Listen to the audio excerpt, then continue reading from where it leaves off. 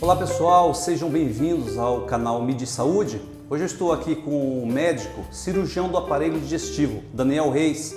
Hoje nosso bate-papo vai ser sobre um problema bastante comum, mas isso não tira as consequências dessa doença. É a pedra na vesícula, a popular pedra na vesícula. Dr. Daniel, mais uma vez, seja bem-vindo ao nosso bate-papo, é sempre um prazer recebê-lo. E hoje com esse tema que realmente afeta a população de uma forma talvez até desconhecida, né? O que é exatamente essa pedra na vesícula? É um nome popular? Quais são as repercussões, causas, sintomas? Perfeito. Mais uma vez, obrigado, Alderi, pelo convite, a revista Mídia e Saúde. É sempre um prazer estar podendo participar e esclarecer as dúvidas da nossa população. A pedra na vesícula, ela acomete em torno de 10% da população. Então é um problema muito comum. Ele é mais comum em mulheres do que em homens, por uma série de fatores aí hormonais e estruturais. Os principais fatores de risco são as mulheres que já tiveram mais de 2 filhos, mulheres de pele branquinha, são as mulheres que acabam tendo um sobrepeso ou algum grau de obesidade, aquelas pessoas que têm o efeito sanfona também acaba sendo um fator de risco. Engorda e emagrece. Engorda e emagrece, perfeito. Então esse quadro, de uma maneira geral, acaba favorecendo por conta de uma alteração do metabolismo do colesterol. A grande maioria dos cálculos na vesícula são cálculos de colesterol. Então esse desequilíbrio acaba promovendo os cálculos. E a grande maioria desses pacientes, desses 10%, vou dizer aí em torno de 80% deles, são assintomáticos e serão assintomáticos a vida inteira. Ou seja, a pedra não vai causar nenhum mal, a pedra não vai causar nenhum problema mais grave de saúde, vai estar ali e vai se comportar bem. Mas assim, a pedra ela é perigosa, é um silêncio perigoso. Em que sentido? Se você tem a pedra na vesícula e essa pedra sai de dentro da vesícula, ela vai para o canal do colédoco, que é um canalzinho do canal do fígado, canal da bilis, como algumas pessoas chamam. E aí a gente começa a ter um quadro de icterícia, que é o amarelão, a gente pode ter um quadro de coledocolitíase, infecção e muita dor. Então, e às vezes isso acomete o paciente aos 70, aos 80 anos de idade, quando a doença já está lá há bastante tempo. Então é uma coisa que a gente não nota, mas na verdade precisa ser tratada, porque o risco do procedimento cirúrgico hoje é um risco muito menor, com recuperação muito melhor do que manter a pedra e ter provavelmente, assim, possivelmente, uma pancreatite aguda grave, por exemplo. Doutor, as pessoas de uma forma geral procuram um profissional para tratar o problema diante de uma dor, de uma manifestação intensa. É correto isso? Só procurar o profissional? Uma vez constatada a pedra, deve-se procurar o profissional ou não? Ou só quando sentir dor? Essa relação, ela é adequada ou não, doutor? Em partes. Por que as pessoas procuram o médico depois que já tem a dor? A grande maioria é porque nem sabe que tem a pedra. Então, eventualmente, o paciente começa a fazer uma investigação para uma dor estranha que sentiu. A dor geralmente é na boca do estômago, que é essa região que a gente chama de epigastro, ou aqui do lado direito, que é o hipocôndrio direito. Então, quando a gente tem essa manifestação dolorosa, ela procura o atendimento, faz a investigação e descobre. Alguns ginecologistas, alguns outros endocrinologistas que fazem já exames seriados de rotina e incluem o ultrassom nesses exames, às vezes eles encontram a pedrinha, digamos assim, ao acaso. Uma pedrinha que está lá e está silenciosa. Mesmo esses pacientes, vale a pena operar, porque o risco da cirurgia é menor do que o risco de manter a pedrinha lá. Entendi. O sintoma mais evidente é a dor ou tem alguma outra manifestação que pode denunciar a presença da pedra na vesícula? Existem os sintomas típicos e os sintomas atípicos. Os sintomas típicos são dor, desconforto nessa região epigástrica e hipocôndrio direito, e geralmente uma dor que se inicia 2 horas após a ingesta de uma alimentação gordurosa. Por quê? Porque a bile ela é responsável pela digestão da gordura. Então, quando você tem uma alimentação gordurosa, os hormônios da própria digestão, eles vão fazer com que a vesícula se contraia. E a vesícula contraindo com mais força faz com que a vesícula tenha a cólica, a contração, e daí a manifestação da dor. Então, acaba sendo uma coisa relativamente comum. E tem os sintomas atípicos. O que são os sintomas atípicos? É um desconforto, uma má digestão, um estufamento do abdômen, é uma dor mal definida que muitas vezes a pessoa não sabe caracterizar para a gente qual que é essa dor. Então, tudo isso são coisas que a gente tem que estar também incluindo na investigação. A questão do tamanho da pedra, da forma leiga, costuma se associar, quanto maior a pedra, maior o problema. Tem relação, tem procedência, é uma associação equivocada? Perfeito, ótima pergunta. A pedra, o tamanho da pedra vai mudar um pouco o tamanho do problema, mas não os sintomas e a necessidade da cirurgia. Então, o que é que acontece? Por exemplo, a pessoa que tem uma pedra que a gente vai chamar de microcálculo, que são pedras pequenas, essas pessoas que têm os microcálculos, elas têm uma chance, que são cálculos menores do que 0,5 centímetros, esses microcálculos têm mais chance de sair da vesícula e ir para o canal.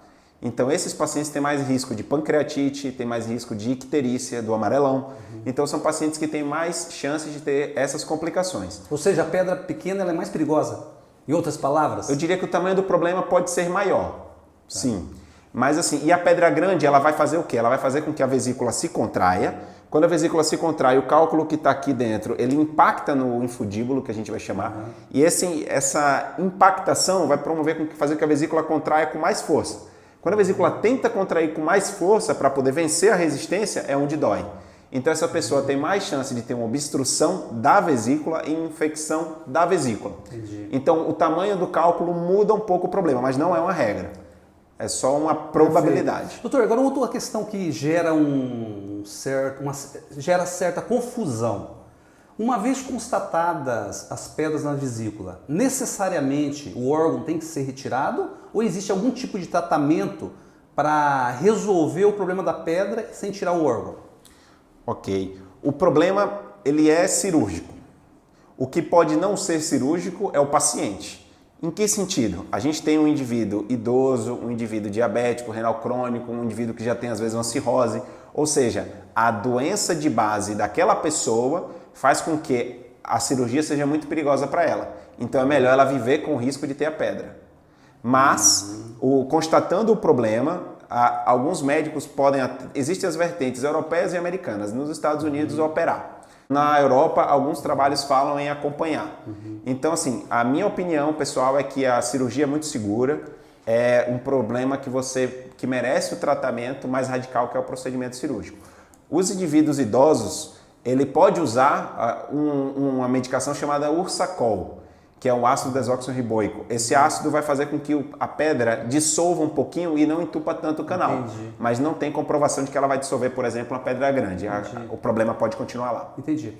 Bom, a exemplo de outros órgãos, a vesícula também tem a função dela, a importância. Uma vez retirada a vesícula, quais os comportamentos ou quais as atitudes que o paciente deve tomar para levar uma vida normal? O nosso organismo ele é muito inteligente. A vesícula é como se fosse uma fábrica de sabão concentrado. Então ele recebe aquele líquido, tira a água e deixa mais concentrado para fazer a digestão da gordura. Então a partir do momento que você tira essa fábrica de dissolver gordura, às vezes quando você faz uma alimentação gordurosa você vai ter uma diarreia, vai ter um pouco mais de cólica. O leite, um alimento, às vezes pode passar para o intestino e produzir um estufamento, né, que são gases. Então produz uma má digestão, mas é uma má digestão que muitas vezes é temporária. Tenho pacientes que têm diarreia assim sempre, a vida inteira, depois que fazem uma alimentação gordurosa.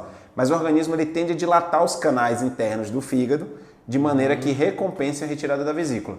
Então a maioria dos pacientes são assintomáticos depois que operam a vesícula. Eles ficam bem depois de 2 meses. Doutor, para eu entender, a pedra na vesícula pode causar um problema mais grave, a pancreatite, você citou. Por exemplo. Esse problema ele é muito mais sério do que a própria doença, do que a pedra na vesícula. Sim. Em que sentido? A pedra na vesícula ela vai promover a doença. Então ela vai promover o entupimento dos canais do fígado, ela vai promover a pancreatite e isso vai fazer com que a gente tenha um pouco mais de preocupação em manter a vesícula. Mas a pedra na vesícula, por si só, ela não vai causar um problema muito maior que não sejam esses outros. E aí o que é que você vai pôr na balança? Você vai falar assim, poxa, se eu opero, eu posso operar 1000 pacientes que em torno de um desses pacientes vão ter complicação. Mas, ao mesmo tempo, se eu não operar, em torno de 1% vão ter complicações. Então, assim, eu opero 1000 para um ter complicação da cirurgia. Eu tenho 100 pacientes para um ter complicação da pedra. Então, a gente acaba se preocupando um pouco mais. Com relação, doutora, à prevenção, É uma doença que pode se falar em prevenção? Dá para prevenir ou não? Uma vez que a pessoa tem uma propensão a desenvolver a pedra na vesícula, ele vai desenvolver. A genética é muito importante.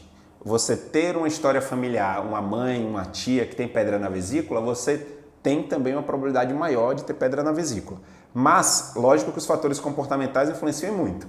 Um colesterol controlado, um controle de peso durante toda a vida, sem esse efeito sanfona, entendeu? Às vezes até uma pessoa que não tenha filhos acaba sendo uma profilaxia, digamos, para pedra na vesícula.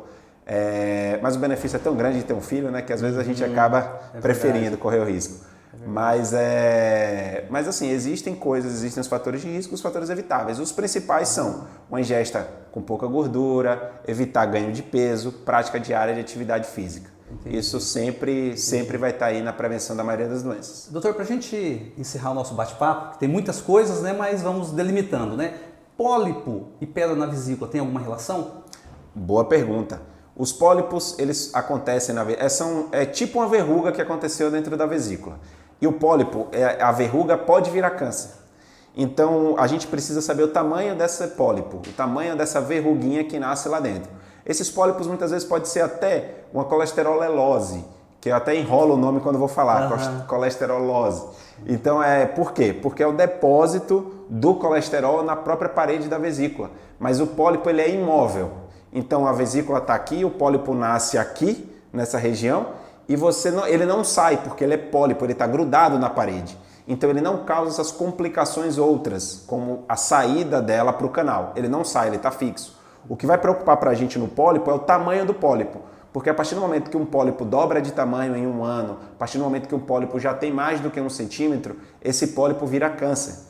Então a gente acaba tendo acompanhamento mais próximo desse paciente. Mas os pólipos maiores que 1 centímetro pelo risco de câncer e não pelas outras complicações que a gente falou. Perfeito.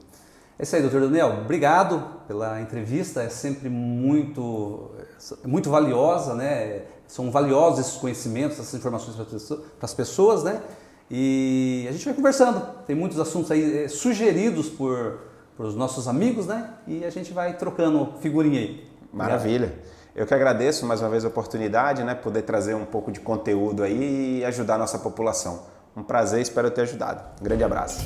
É isso aí, pessoal. Espero que vocês tenham gostado dessa entrevista. Então comentem, deixem seu like lá e se inscrevam no canal Midi Saúde. E não esqueçam de acionar o sininho para novas notificações do nosso canal. Um abraço.